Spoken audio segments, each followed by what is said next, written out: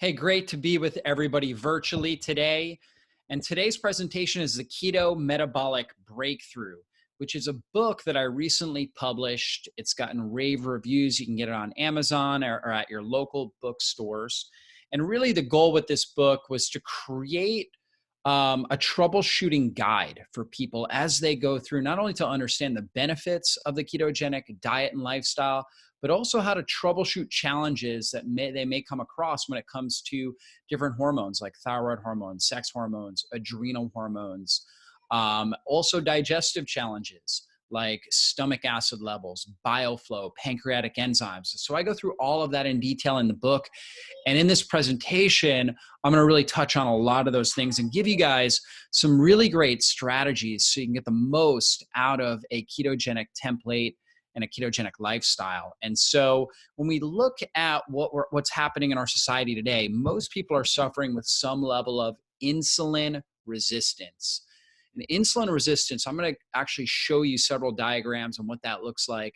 But here are some symptoms that you may be dealing with insulin resistance.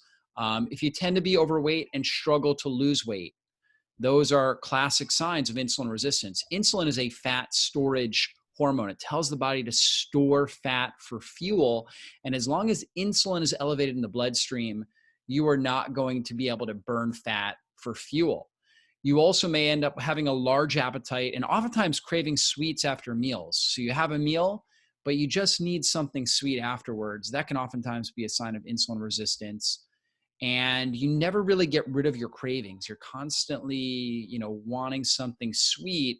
That's oftentimes a sign of insulin resistance. And then there are other conditions, like for women, oftentimes they'll develop PCOS, polycystic ovarian syndrome, which is actually high testosterone, high insulin and high testosterone for women. They also may develop endometriosis because insulin will also trigger higher estrogen levels, and it can create estrogen dominance. And that can be an issue. And also for men, they can end up developing what we call andropause, which is elevated estrogen, low testosterone. So insulin resistance does not elevate testosterone in men, it elevates estrogen. And so we get this process of aromatization where we convert our testosterone into estrogen, which then can create things like male breast building. Actually, the men start to develop somewhat develop breasts, and they get a larger stomach as well. So they end up with a lot of abdominal fat. Skin tags are another big one. Acne. These are commonly associated with insulin resistance, high blood pressure, high triglycerides, high LDL, low HDL, right? Those are all associated, again, with insulin resistance. Now, what happens is when we eat sugar, carbohydrates, some sort of sugar or starch, that is converted into glucose in our bloodstream. And that glucose, if it gets too high, it's toxic for our body. In fact, it creates something called an advanced glycation end product, which is an AGE, which accelerates the aging process. And high blood sugar is like shrapnel going through the bloodstream, damaging the blood vessels, creating basically scar tissue on those blood vessels, what we call arteriosclerosis. And also it will damage the kidneys. It's like shrapnel going through the kidneys as well. I mean, think about somebody that's an uncontrolled diabetic. They end up with peripheral neuropathy because the high blood sugar damages the nerves. They end up with cardiovascular disease, and they also end up with kidney failure, right? And that's, again, because the sugar is damaging the different tissues of the body. So the body makes insulin in order to get the sugar and funnel it into the cells to keep the sugar levels in the blood under control and to get the sugar in the cells where it can be used for energy. But once we already have too much in the cell starts becoming resistant, okay? And we start putting it into our fat cells and increasing fat storage. And insulin, when it's elevated, it tells the body not to break down fat for fuel because, again, it's about storage. And so over time, when we continually elevate our blood glucose, we end up not being able to get the glucose into cells effectively. And this is kind of what it looks like here. You've got a normal cell where you've got these insulin receptors, and they are grabbing up sugar and putting it into the cells. But when you have an insulin resistant cell, a lot of those receptors become damaged and dysfunctional.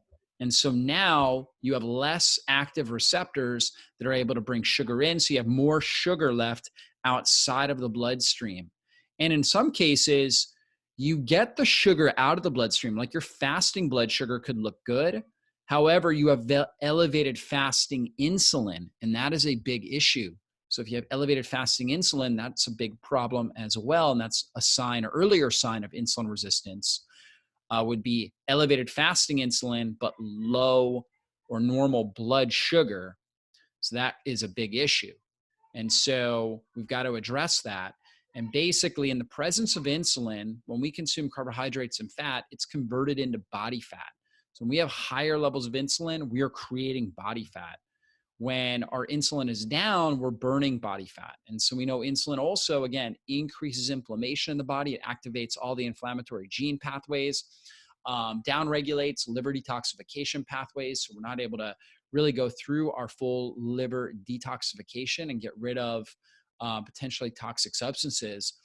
We also end up with higher blood pressure. The blood vessels lose their elasticity, which is an issue. We also retain sodium, which can also end up causing us to retain more water and increasing our blood pressure.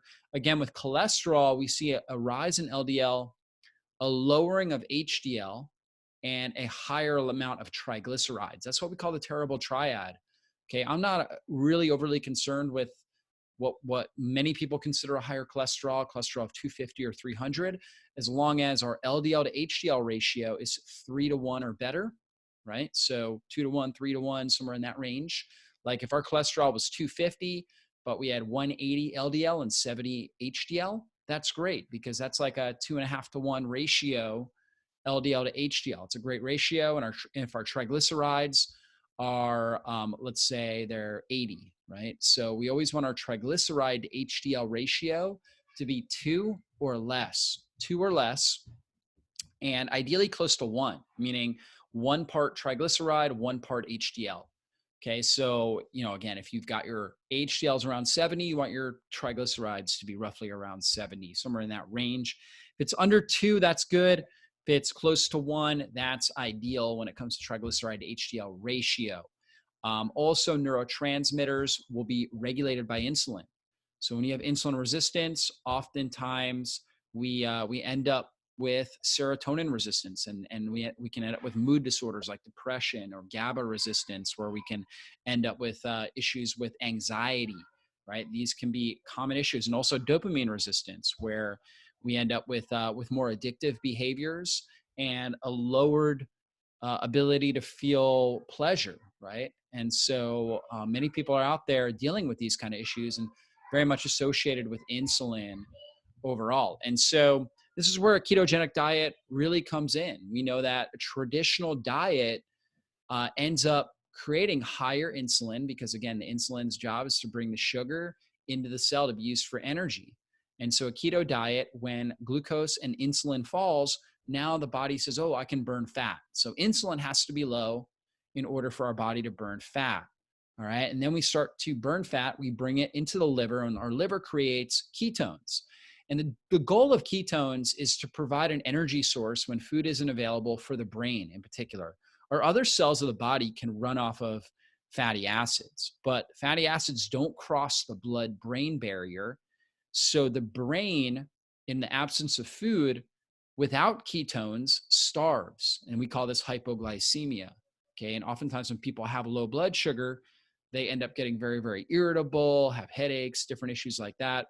Well, ketones come in and they provide that fuel source. They are water-soluble molecules, smaller than fatty acids, that can cross the blood-brain barrier, go right into the cells, and be used by the mitochondria for fuel. And that helps you keep very mentally stable. And so when you're in ketosis, there's a lot of benefits for the brain. And of course, when the insulin is down, we now burn body fat for energy. And so the benefits of a ketogenic diet, obviously improved fat burning, because that's what we're using to produce the ketones.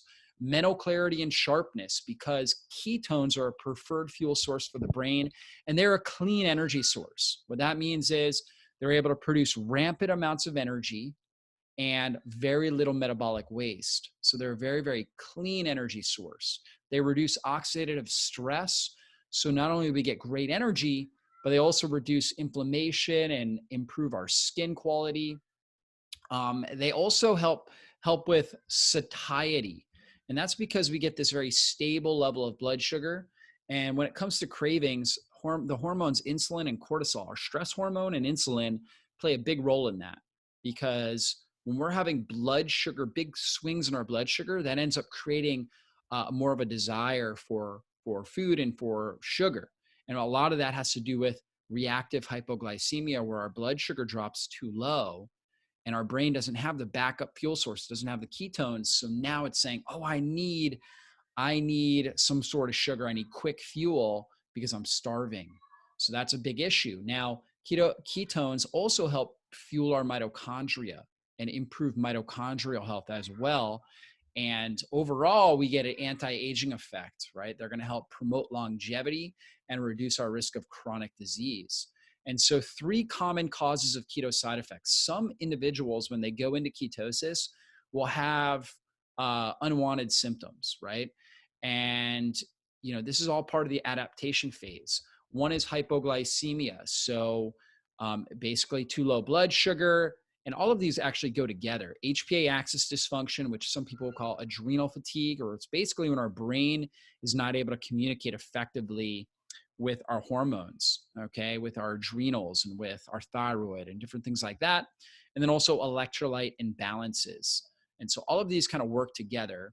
And so when we look at hypoglycemia, we know that, for example, that would be like a blood sugar under 80, okay, is typically considered hypoglycemic. However, when you're keto adapted, you can easily have a blood sugar under 80 but feel great. Whereas when you're hypoglycemic, when your blood sugar drops under 80, your body goes into a panic and it says, oh my gosh, we don't have enough sugar for the brain. So we end up getting cravings. We feel irritable and tired.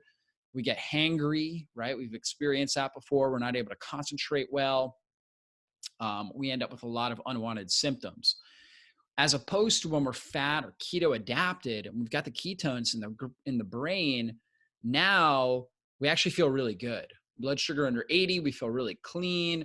We don't have cravings. We feel strong, mentally clear. We feel fantastic, okay? But our body's got to get used to creating the ketones, build the metabolic machinery to create the ketones, be able to utilize them as the energy source. So 7 key ways, because sometimes, when people have unwanted symptoms, they end up developing something called a keto flu, where they feel really bad. And basically it's all these same symptoms of hypoglycemia. And so number 1 is back off carbs slowly. So if you've, been consuming 300 grams of carbs, 400 grams of carbs daily, it's not a good idea to just all of a sudden in one day drop your carbs to, 50 grams or 20 grams of net carbs or something like that, because that can be too extreme. Some individuals will be able to handle it, but it's kind of like going from being sedentary to running, a marathon. Okay. You're going to be in a lot of pain if you do that.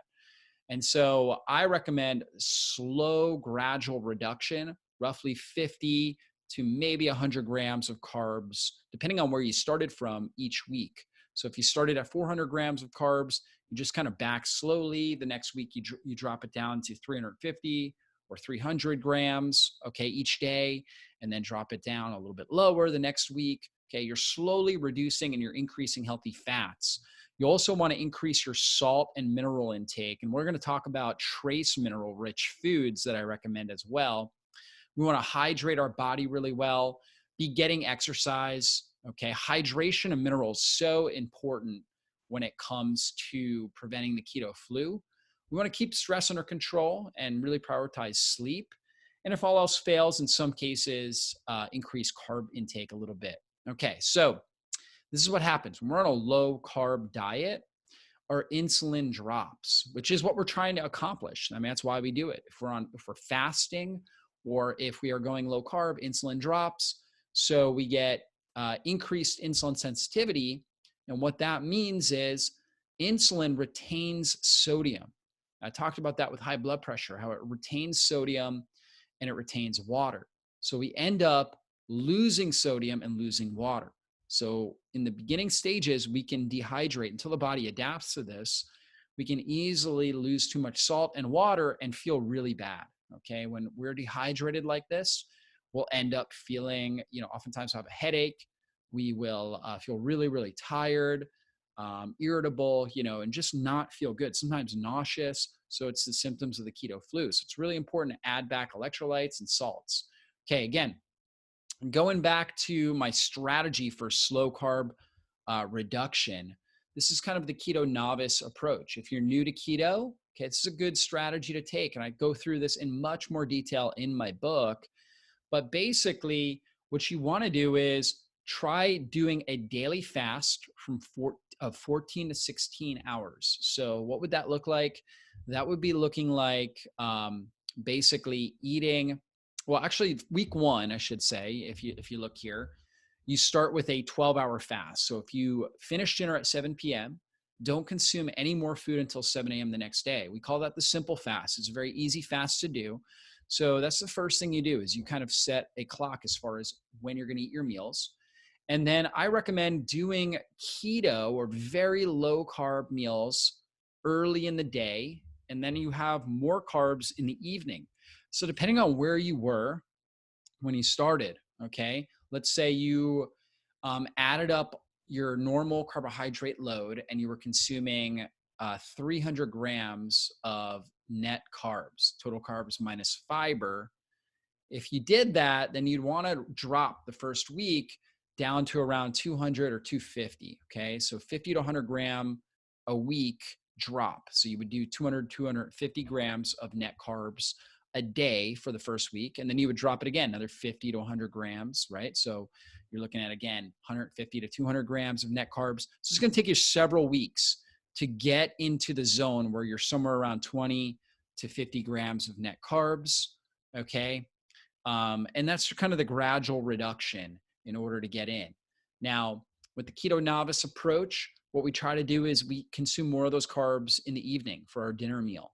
Okay. And the reason why is that our glycogen, our stored glycogen, will be low. Okay. Well, we use it up during the day. And by eating low carb during the day, we end up with less cravings throughout the day.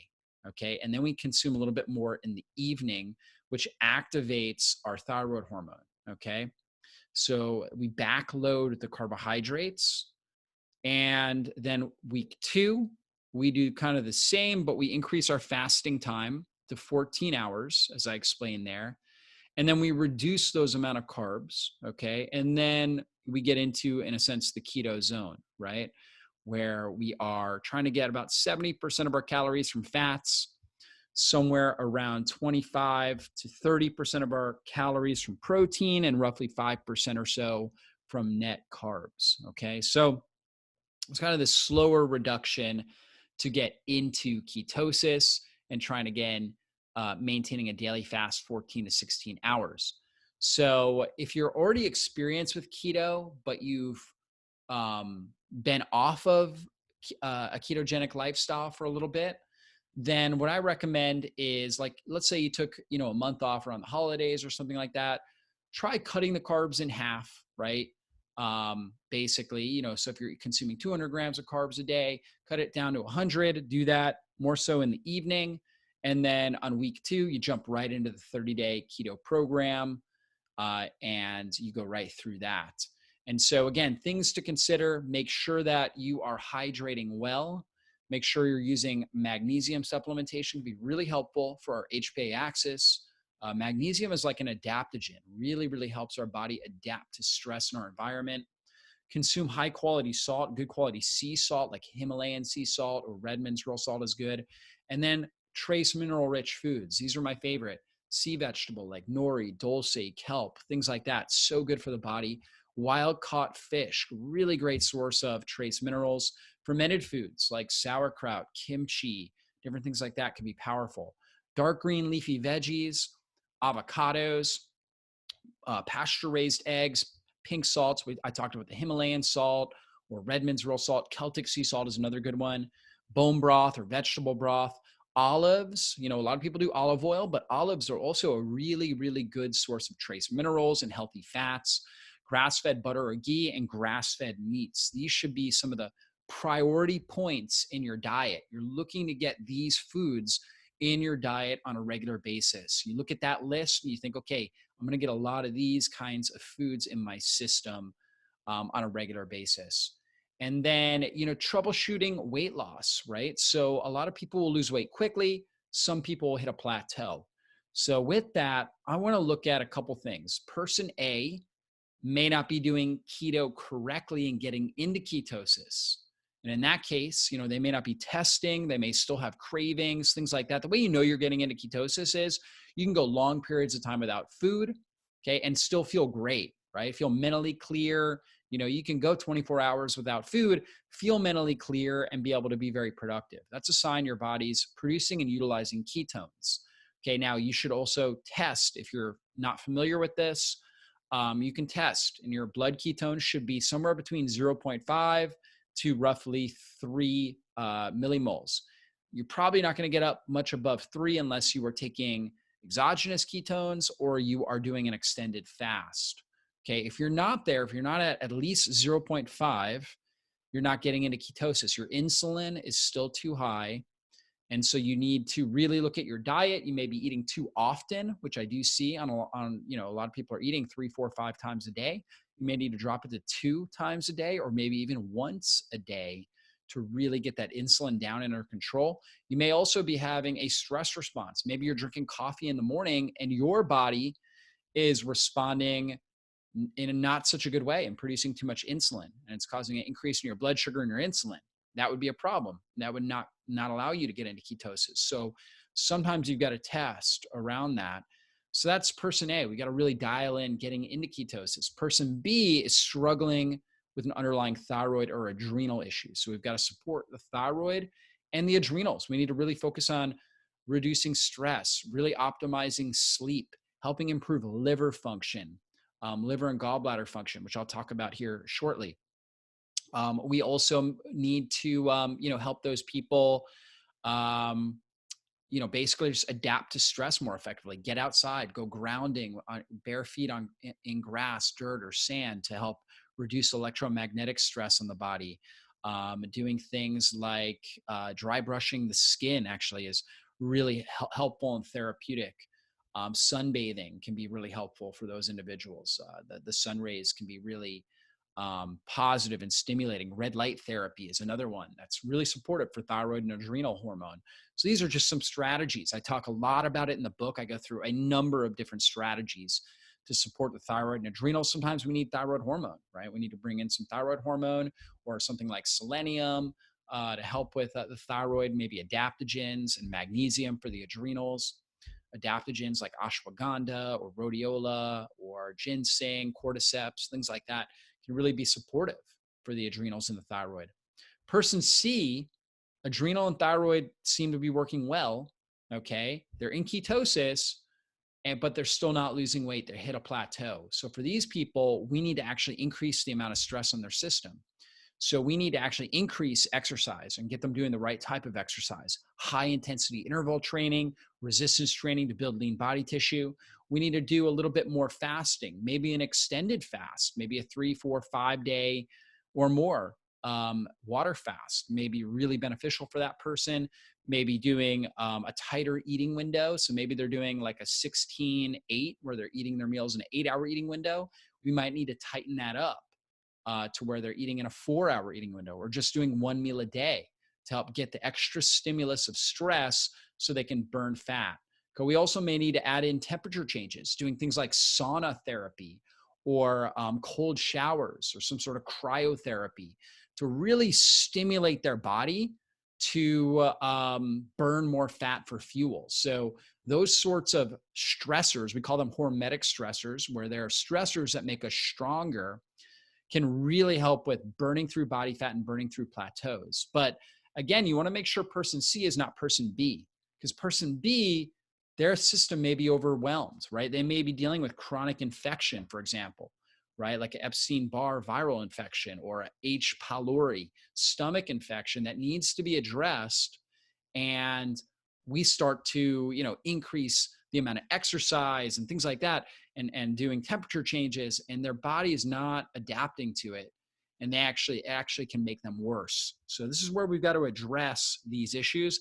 In my book, I have a detailed questionnaire that helps you understand which of these categories you fall into. And I actually have another category in there as well, that is food sensitivities. Sometimes you just are dealing with some food sensitivities. Maybe you're eating something like dairy or coffee that your body's creating an immune response to. Now, dairy for one person may work great, right? They may be able to eat cheese and do fantastic, or drink coffee on a daily basis and do great. But for you, you may not be. So you want to see what kind of food, how you're responding to certain foods. And you can check your blood sugar about 30 minutes after eating a meal, and see how you respond. Like, drink coffee in the morning, check your blood sugar 30 minutes later. If it's high, if it's jumped up more than 10 units, then that's a sign you're having a stress response to that coffee. So you don't want that. If you're eating cheese and you're noticing that, you feel sluggish, or, it's causing digestive issues, or you got to clear your throat a lot, or your blood sugar goes up, those are signs that you may not be responding well to it. So the food sensitivities that I will see people sometimes have on a ketogenic lifestyle are going to be dairy protein. So things like, again, like cheese, for example, that would be a perfect example. Sometimes heavy whipping cream.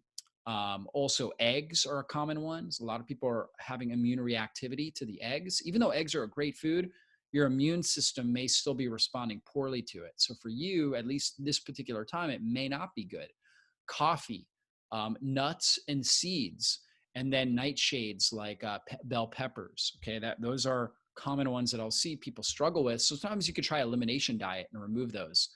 Okay, now again, here's signs that you may be dealing with adrenal fatigue. Okay, if you're craving salt throughout the day, you need minerals to create stress hormones. So it's very important that we're getting that in. And that's a sign that you may be dealing with this. If you're frequently getting ill, if you're dealing with mood disorders, okay, that's an issue with the brain there. Okay, if you're trying a ketogenic diet and you're noticing all these different types of issues, trouble sleeping at night, brain fog, these are signs that you have adrenal fatigue or HPA axis dysfunction. We want to really focus on minerals, trace mineral rich foods, lots of good healthy salts in the system, good hydration, going out for walks, not doing excessive exercise, but walking movement is very therapeutic. Also making sure that, again, you're getting some healthy sunshine. Grounding your body can be helpful. Epsom salt baths can be really helpful. The magnesium sulfate coming in. Now, here are symptoms of hypothyroidism, right? So decreased libido, fatigue. A lot of these are crossover because the adrenals and the thyroid play a big role. Now, a big one that I see with thyroid is loss of the outer third of the eyebrows. So you look at the eyebrows, the outer third, you start to lose that. It's classic with not getting enough thyroid hormone, okay? You may also see, and I've seen this with people, where they go on a ketogenic diet and their cholesterol goes way, way, way, way up, okay? And this oftentimes can be a thyroid issue as well, because thyroid hormone helps to create sensitivity, thyroid hormone activates the LDL receptor. So the LDL now can uptake the LDL receptor can uptake the LDL particle and clear it from the bloodstream. So sometimes the elevation in LDL, if that goes way up, it can be an issue with hypothyroid. It can also be an issue with bile flow that needs to be addressed as well. So key things that I like to analyze when it comes to thyroid, most doctors are not doing enough labs on it. So these are the labs that I look at. I look at vitamin D levels, which play a big role with how the immune system is responding and how well the thyroid is responding. I'm looking at your T4, your free T4, free T3, your TSH, which isn't even listed there, but we're going to look at TSH, which is a brain hormone that tells the thyroid to produce thyroid hormone. We're going to look at reverse T3. Reverse T3 will elevate when you have high cortisol, high stress hormone. We're going to look at B12. B12 is really important for energy, for thyroid function. We're going to look at iron panels and ferritin. I'll see a lot of people that are slightly anemic, oftentimes because they're not absorbing iron effectively because they have low stomach acid, or maybe they have excessive bleeding, excessive menstrual bleeding or something like that. C-reactive protein, homocysteine, which is going to look at how well we're methylating, how well our nutrients like folate, B12, B6, and B2 are working. We're going to look at your liver enzymes, which play a really important role in converting your inactive T4 into active free T3. So all of these things are important to be looking at. And then, of course, bottom there, I saw fasting insulin levels, looking at that as well. So these are things I like to look at when it comes to these sorts of labs. Now, hacks to improve your ability to metabolize and use fat for fuel. Number one, you want to remove inflammatory fats. That's going to be things like corn oil, soybeans, safflower, cottonseed oil. These are really, really bad oils, bad fats that we want to get rid of. And instead, we want to be using good, really good, healthy fats. That's going to be like things like coconut oil, olive oil, avocado oil, tallow, which is beef fat,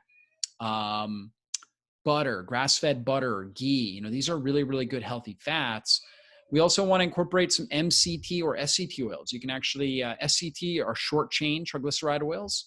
There's actually a SCT oil product. You can also use like butter and ghee, which are rich in short chain triglycerides, which are easier for the body to break down and metabolize.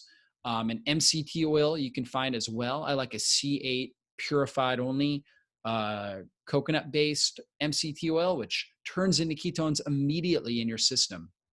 We want to use biohealthy foods, support our stomach acid levels, optimize hydration, use ox bile and enzymes at times, and add bile salt support, especially if we have really sluggish bile flow, or maybe we don't have a gallbladder, then using things like ox bile can be really, really helpful here.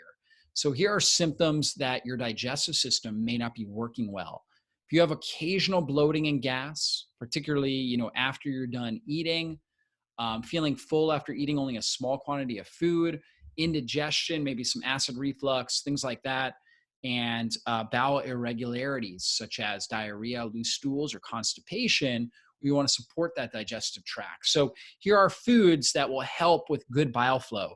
And they also help with stomach acid production. See, stomach acid sterilizes food when it gets into our stomach.